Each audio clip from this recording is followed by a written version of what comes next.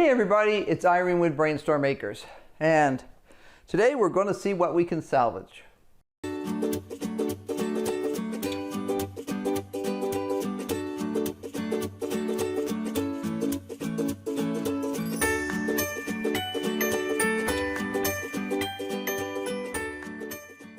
Now what exactly do I mean that? Well, I have a bunch of Bok Choi that was in the greenhouse, and I still have some small plants in there, but I've got a bunch that's gotten, well, some of it, like this one, is ready right now. It needs to be used. In fact, it's got a baby. Others are a little past their best if used by date, but it's perfectly usable for things like soups and stuff. So what I'm going to do is I'm going to go through, I'm going to salvage what I can, and I'm going to blanch it and freeze it.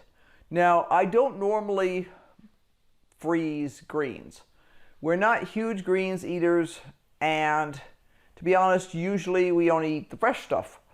But I decided that this stuff is too good to let spoil, and we just can't eat it fast enough right now because we have too many different types of vegetables coming off all at once. That's a common problem at this time of year if you have a half-decent sized garden, or even if you don't sometimes, if you're a small, you have more plants or more fruit than you can eat.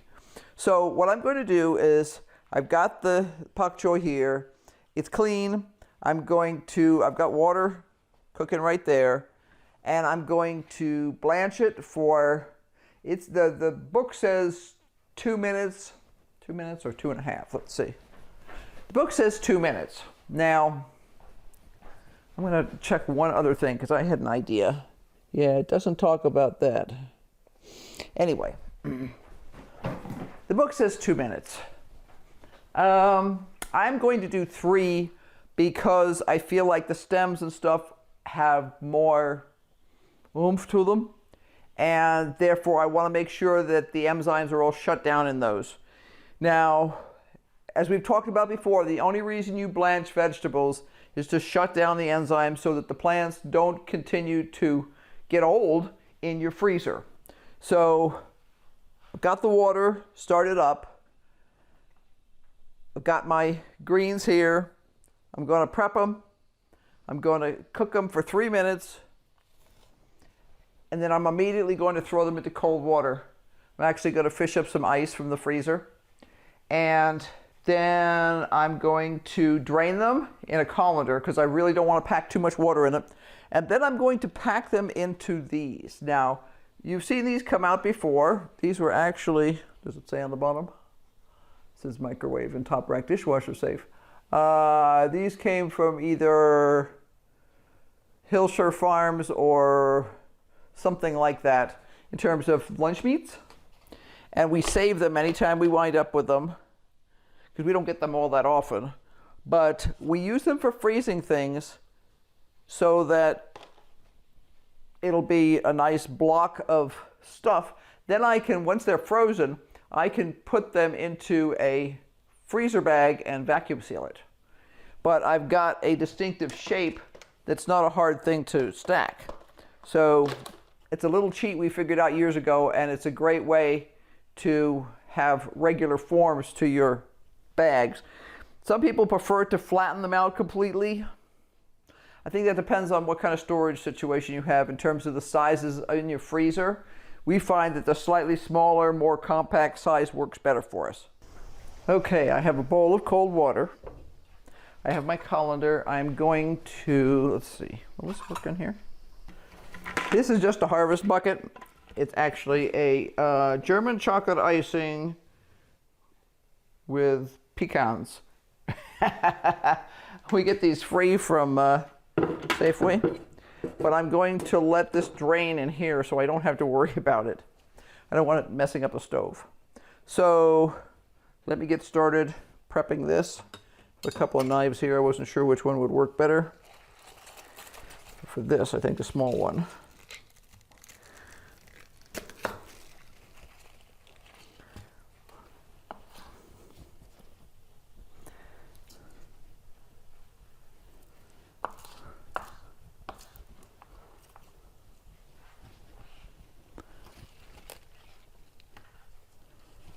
I am going to be going over this carefully because we had a caterpillar problem in the greenhouse.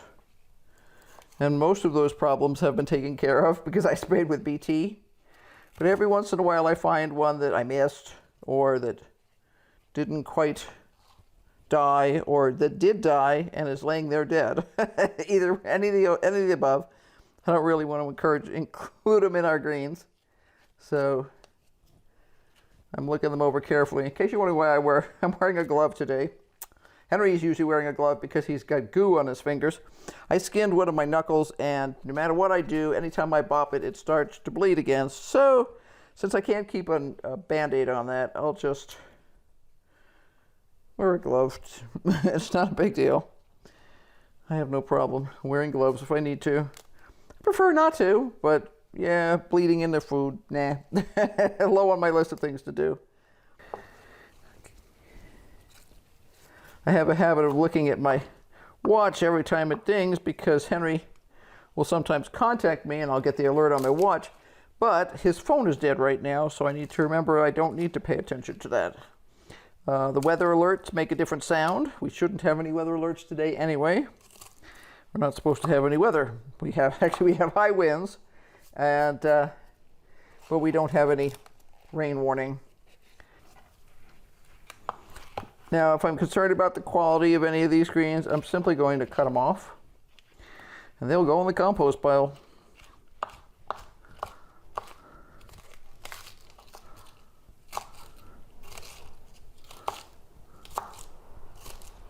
Greens are kind of weird because they're sort of floppy. So I'll just stick them in here. That'll keep it contained.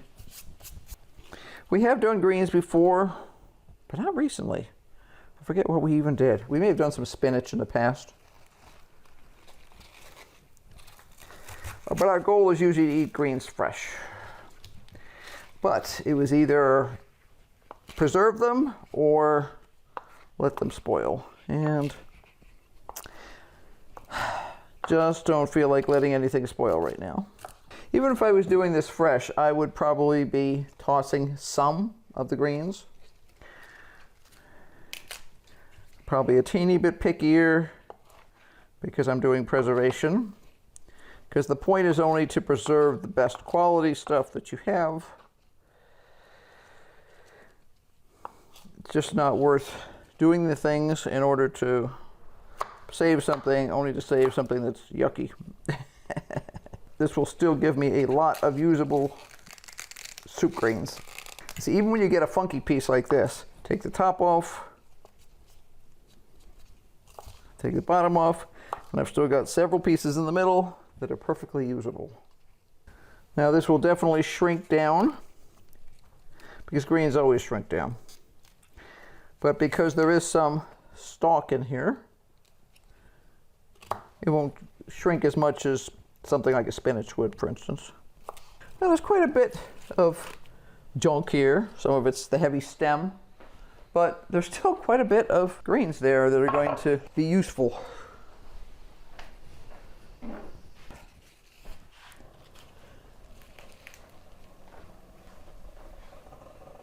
Whoops. Woo, one up there. Okay.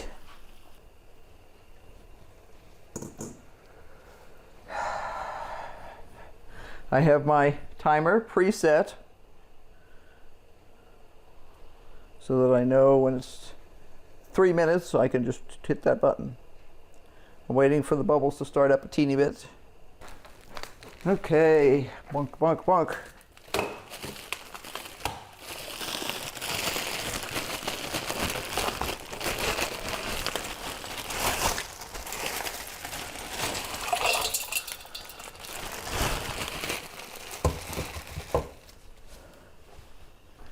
Two minutes left.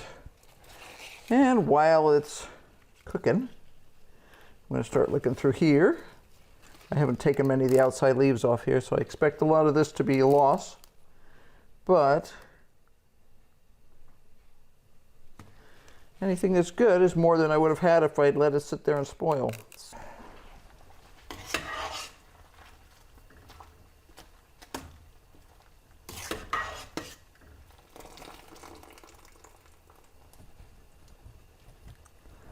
want to get the water out of there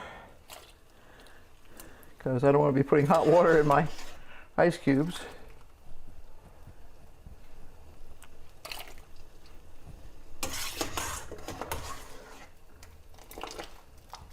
And yeah, it does mean that a few pieces will get a minute or two extra.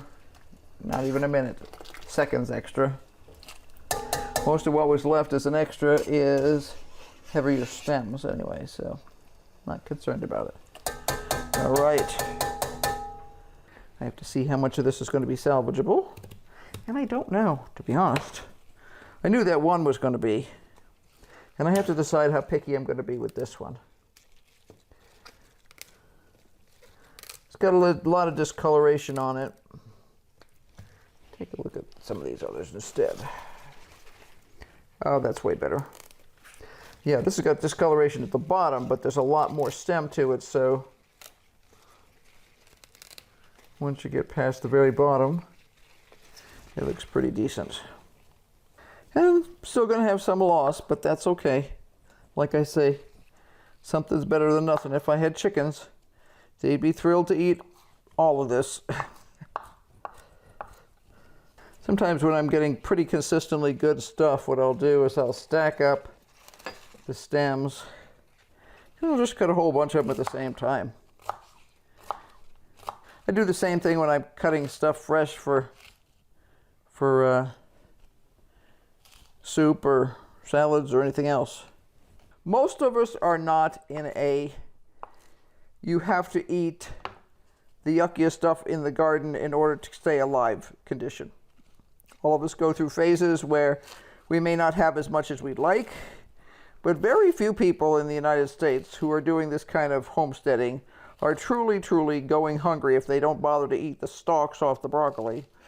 Talk to your family. What is the point of spending all the time and effort preserving stuff that they hate? I grow things that I don't eat. I make things that I don't eat because Henry likes them. I don't expect him to eat some things that he doesn't like. And the rule is, I don't have to eat the stuff that I don't like. We're going through the effort of raising a garden, caring for the plants and all that other stuff to try and produce good quality food. Don't torture your family by making things they hate. Now, while I'm waiting for that to come up, I am going to fish out these little guys and stick them in their colander to drain well. This is almost boiling again. I can hear it. These pans make a funny sound when they're starting to boil. I'm sure it's considered to be a feature. This is kind of like when you clean cabbage. You always have a ton of stuff, the big outside leaves that make your cabbage look like it's giant, but then when you get all that junk off of it, it's like, oh, okay.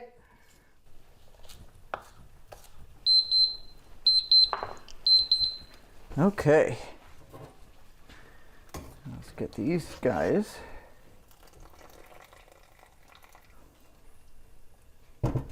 Now you notice I don't keep my cold water sitting too close to the burner. Doesn't make sense to heat the pan that the cold water's in. It's a stainless steel, so it's not going to melt, although it does have rubber on the bottom, which could melt.